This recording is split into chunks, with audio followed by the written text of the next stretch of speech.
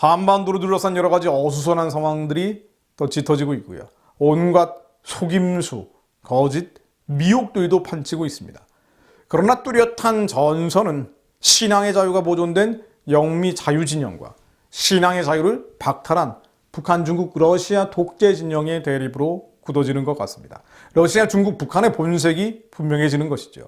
이번 우크라이나 사태는 러시아, 중국, 북한의 본색을 더욱 분명히 해줬습니다. 이런 상황에서 윤석열 대통령 당선인은 바이든 대통령에게 한미동맹을 포괄적 전략동맹으로 한 차원 높여 대처하자고 제안을 했습니다. 그러자 북한은 윤석열 집권 이후에 더욱 공갈 협박의 가속 페달을 밟고 있죠.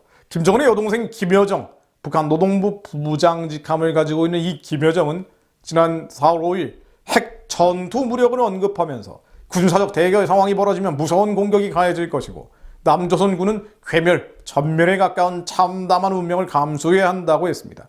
정말 무시무시한 협박이군요. 북한이 남한을 겨냥해서 핵무기 사용 가능성을 직접 시사한 첫 번째 발언인데요.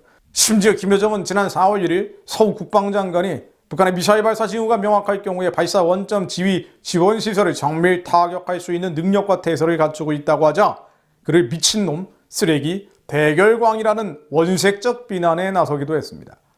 사실 이런 수많은 사건들은 국민들로 하여금, 아니 이 땅에 사는 모든 사람들로 하여금 무엇이 선이고 무엇이 악이며 우리가 가야 될 길이 무엇인지 알려주는 하나의 복선들이라고 볼 수 있는데요.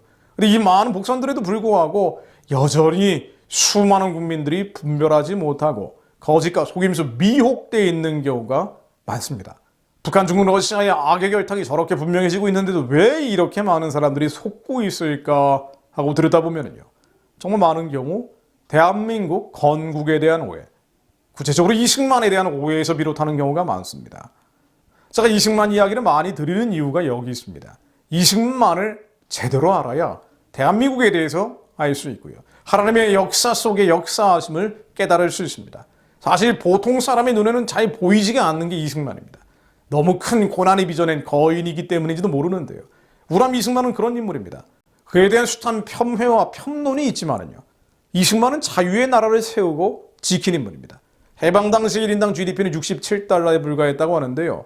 그보다 더 치명적인 수치는 문맹률 80%라는 겁니다. 글을 읽을 수 있는 사람이 10명 중에 2명 안짝이었다는 겁니다. 극한의 여건이었어요.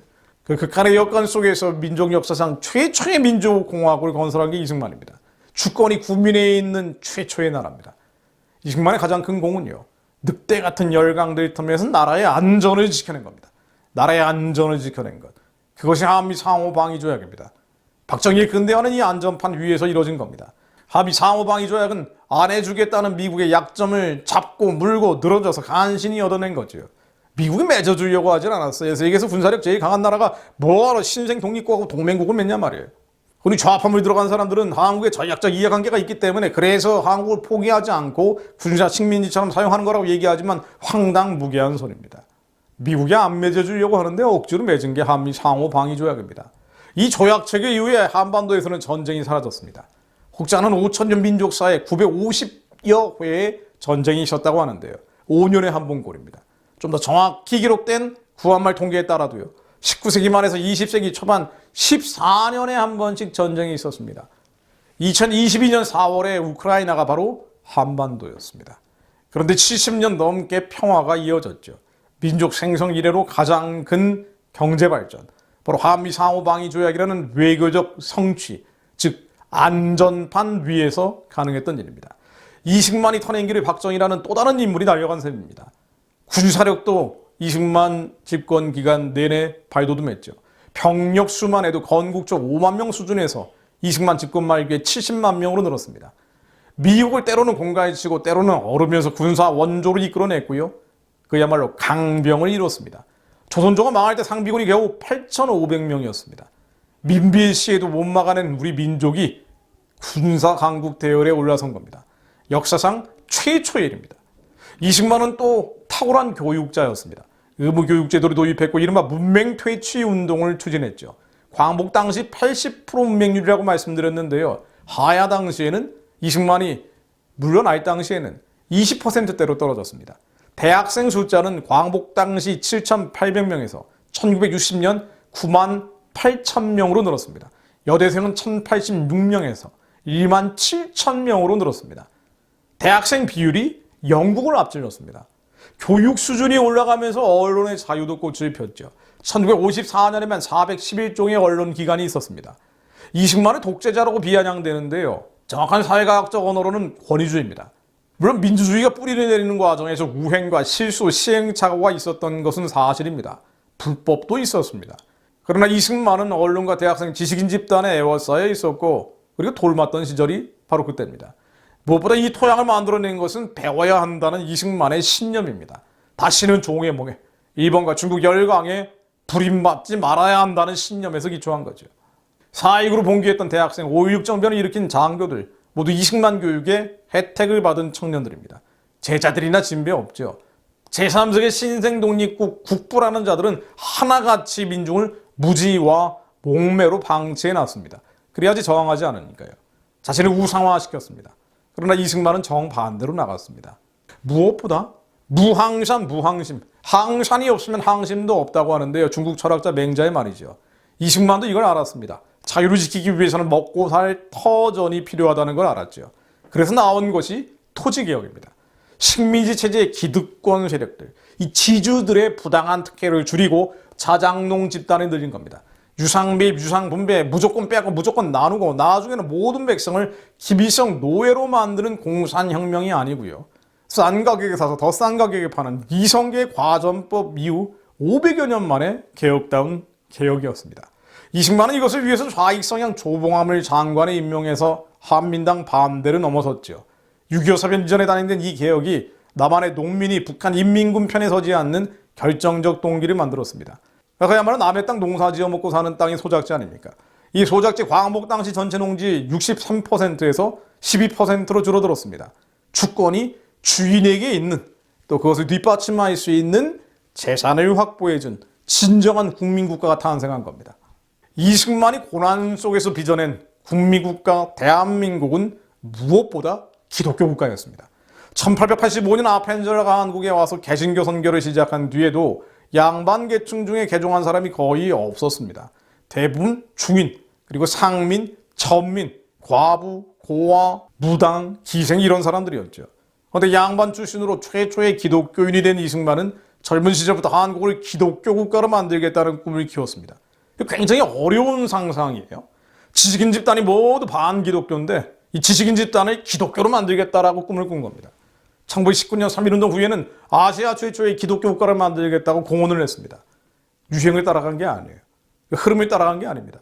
이 시대를 본받은 게 아닙니다. 이 시대를 본받지 않고 마음이 새롭게 함으로 변화를 받아 하나님의 선하고 기쁘고 온전하신 뜻이 무엇인지 알고 그것을 이루려 한 겁니다. 41년 망명 끝내고 대통령이 된 이승만은 젊은 날 비전을 실현해 갔죠. 집권 12년간 기독교를 음으로 양으로 지원했고요. 이런 후원을 배경으로 한국교회는 1950년대 급성장합니다. 군목, 군대 목사죠. 경목, 경찰 목사입니다. 형목, 형무소 목사제도 집단적인 전도의 길을 탔습니다. 아마 한국 교회사에서 가장 많은 사람을 전도한 게 이승만일 겁니다. 그는 재헌의회 선거일을 연기했고요. 국영방송을 통해 선교할 수 있도록 했습니다. 1954년은 첫 기독교 민간방송 CBS가 등장을 합니다. 성탄절을 국경일로 지정하고 매년 성탄 메시지를 전 국민에 선포했습니다. 재헌의회 선거일은 주일을 피해서 일정 자체를 연기했죠. 종교 편향 아니냐고요? 맞습니다. 편향된 건 사실입니다. 불교의 석가탄신일이 공휴일이 된 것이 기독교 성탄절이 공휴일이 지정되고 26년 이후의 일입니다. 불교의 교도소 선교는 기독교보다 16년 뒤의 일입니다. 군대 선교는 18년 뒤에 이루어졌습니다. 기독교는 그것보다 18년 빨랐다는 얘기입니다. 16년 빨랐다는 얘기고 26년 빨랐다는 얘기입니다. 그러나 가소로운 일이지요. 이승만이 편향된 건 종교가 아니고요. 지위에 편향된 겁니다. 지위에 편향된 겁니다. 사람을 선택하는 인선에서도 기독교인이 주류를 이뤘습니다. 20세기 이후에 근대 문명이 교회를 통해 흘러온 탓도 있었죠. 실제로 1946년 입법의원 23%, 90명 중에 21명이 개신교인이었고요. 그 중에 7명은 목사였습니다. 그리고 1948년 재헌의원의 경우에는 개신교인이 25%, 198명 중 50명이었고요. 그 중에 13명이 목사였습니다. 지금 한국의회에는 목사님이 국회의원인 경우가 없죠. 그러나 예전엔 목사님들이 국회의원인 경우 많았습니다. 20만은 이런 흐름을 더 강화시킨 겁니다. 초대 내각 22개 부서장 중에 9명, 절반 가까운 42.8%가 개신교인이었습니다. 2명은 목사였습니다. 광복 당시에 복음화율이 2, 3%에 그쳤는데 그와 비교하면 현저한 차이입니다. 이 수치는 기독교 국가를 향한 이승만의 신념이 얼마나 강력했는지를 보여주는 대표적인 사례입니다. 하나님, 저희가 미혹, 속임수, 거짓에서 벗어나게 하옵소서.